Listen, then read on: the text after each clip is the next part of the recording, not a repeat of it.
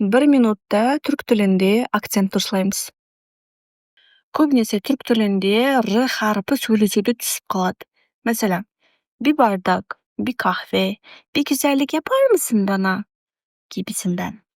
Ikincisi, gelecek zaman ajak ejek kosumşasynyň k-nyň g-ga özgerip onam düşüp kalu kaidasy. Meselen, yapacağım demiyoruz da yapacağım. Geleceğim demiyoruz da geleceğim. Edeceğim demiyoruz da edeceğim. Yatacağım, kalkacağım, yatacağım, kalkacağım. Hop, oradayım.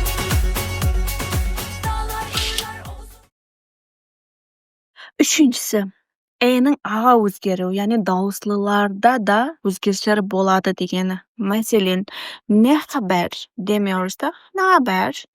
Ne yapıyorsun demiyoruz da ne yapıyorsun? Ne yapıyorsun?